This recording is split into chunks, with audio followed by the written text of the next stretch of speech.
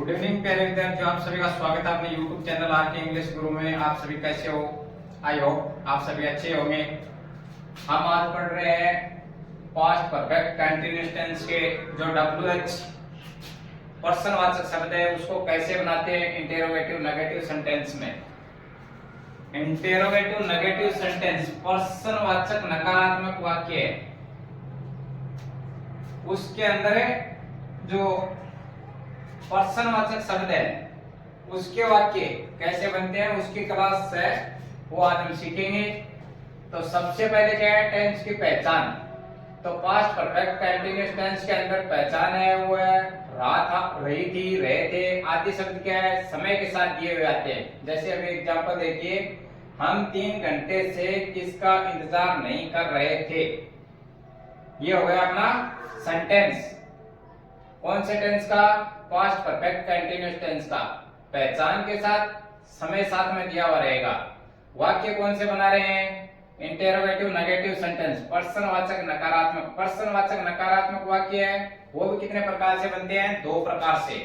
एक तो होता है क्या से वाक्य स्टार्ट होते हैं उसकी क्लास है वो पीछे हम पढ़ चुके हैं।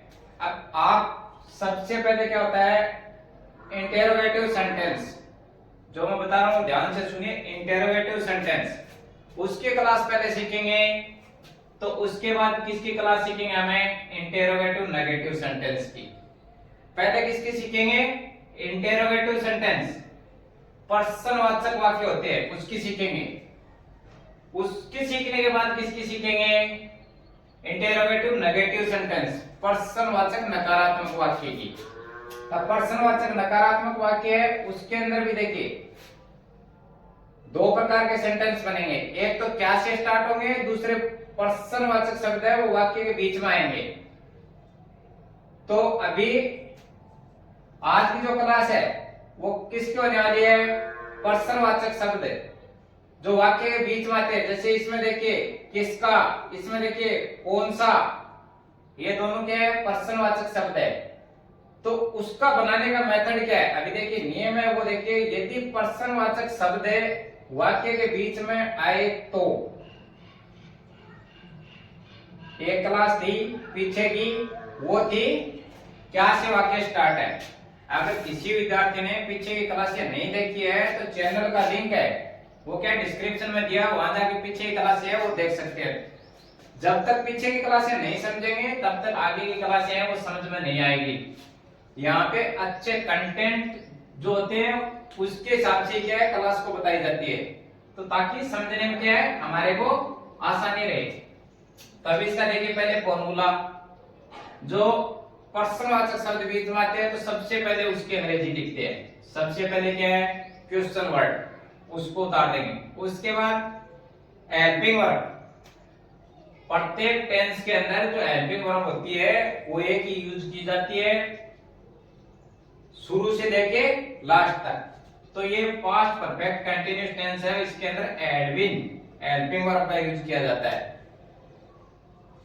अलग टेंस अलग हेल्पिंग वर्ब। उसके बाद क्या है? सब्जेक्ट। उसके बाद क्या है? नेगेटिव सेंटेंस है तो नोट। बीन है वो पास्ट परफेक्ट कंटीन्यूअस टेंस के अंदर हम यूज करते हैं। वर्ब की कौन सी है? First form. इसको क्या है? V4 भी लिख सकते हैं, ये फोर्थ फॉर्म भी होती है। आप ध्यान से सुनना, V1 है प्लस ing है तो उसको क्या बोल सकते हैं? वर्ब की फोर्थ फॉर्म भी बोल सकते हैं। वर्ब होती है उसकी 5 फॉर्म चलती है तो इसको फोर्थ फॉर्म भी बोल सकते हैं। उसके बाद ऑब्जेक्ट। उसके बाद क्या है? समय दिया हुआ रहेगा तो उसके लिए फॉर या सिंस का यूज करेंगे। लास्ट में क्या है? टाइम जो बचा है वाक्य में वो, और लास्ट में पर्सनवाचक चिन्ह जरूर लगाए ताकि वाक्य वो गलत नहीं हो। तो सबसे पहले पहचान हो गई, उसके बाद जो हेल्पिंग वर्ब यूज कर रहे हैं वो हो गई। फिर क्या है? वाक्य बनाने के जो नियम होते हैं उसको हम सीखेंगे। तो नियम है वो हमने सीख लिया है कि पर्सनवाचक शब्द बीच में आएगा तो सबसे पहले मेथड क्या रहेगा? जो क्वेश्चन वर्ड है उसकी अंग्रेजी, उसके बाद हेल्पिंग वर्ब, उसके बाद सब्जेक्ट, उसके बाद नेगेटिव सेंटेंस है तो नोट, उसके बाद बीन, फिर वर्ब की इसको फर्स्ट फॉर्म प्लस आईएनजी बोल सकते हैं या फोर्थ फॉर्म भी बोल सकते हैं इसको। उसके बाद ऑब्जेक्ट, उसके बाद फॉर या सिंस, जो वाक्य में ये टाइम दिया रहता है 3 घंटे 2 घंटे, सोमवार मंगलवार, जो सन दिया हुआ रहता है, मॉर्निंग दिया रहता है, इवनिंग दिया रहता है, उसके लिए किसको यूज करते हैं, फॉर या सिंस को। लास्ट में जो टाइम रहता है उसको उतार देते हैं और लास्ट में पर्सनवाचक चिन्ह, इंटेरोगेटिव सेंटेंस हो या इंटेरोगेटिव नेगेटिव सेंटेंस हो, दोनों के अंदर क्या लगाएंगे, पर्सनवाचक चिन्ह। अभी देखिए इसमें अपना जो एग्जांपल है वो देखिए, हम 3 घंटे से किसका इंतजार नहीं कर रहे थे। सबसे पहले पहचान रहे थे, ठीक है, पहचान में आ गया। उसके बाद क्या है, नेगेटिव सेंटेंस है तो नोट दिया हुआ है। अब पर्सनवाचक शब्द है वो बीच में आया है, तो इसका मतलब है क्वेश्चन वर्ड वाला वाक्य है। अब क्वेश्चन वर्ड वाला है, कौन सा है, समय दिया हुआ है, समय दिया हुआ है तो इसका मतलब पास्ट परफेक्ट कंटीन्यूअस टेंस का। आप वाक्य है जो हिंदी का वाक्य है उसमें आप पहचान पकड़ते चलिए, जितनी पहचान पकड़ेंगे उसके हिसाब से हमें टेंस का पता चलेगा। टेंस का पता चलने के बाद क्या है, जो मेथड होता है उसकी सहायता से हम वाक्य को बनाएंगे।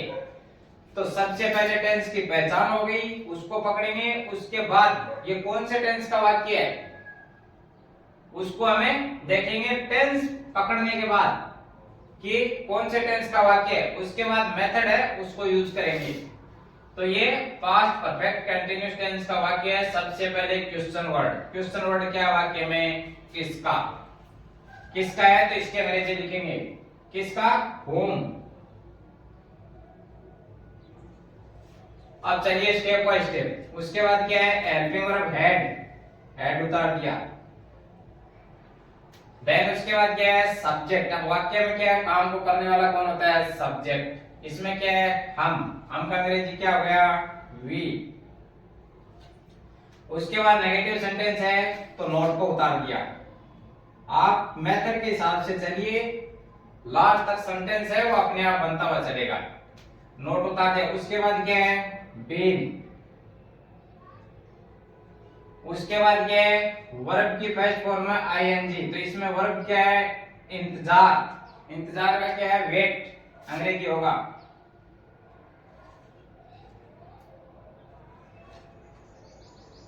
ये हो गया वेटिंग। उसके बाद क्या है, ऑब्जेक्ट, वो कुछ है नहीं इसमें। उसके बाद क्या है, फॉर या सिंस।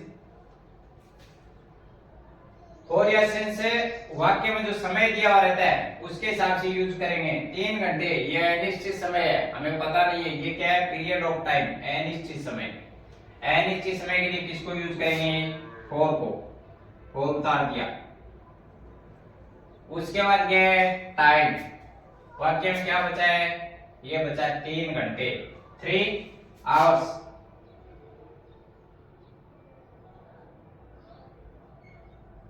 और लास्ट में पर्सनवाचक चिन्ह। तो अपना सेंटेंस बन गया, whom had we not been waiting for 3 hours।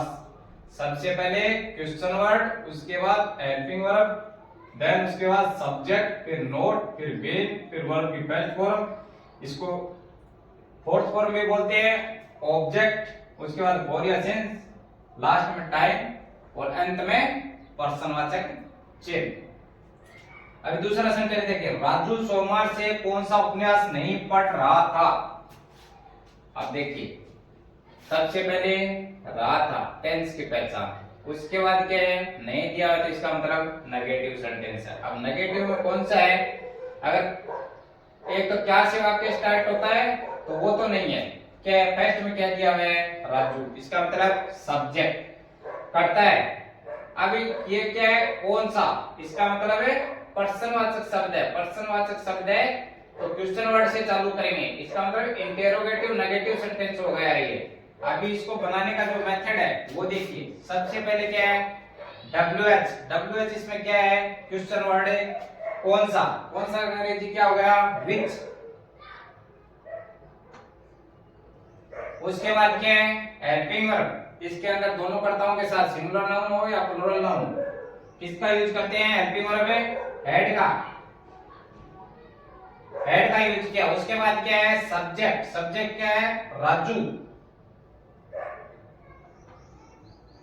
उसके बाद क्या है, नोट।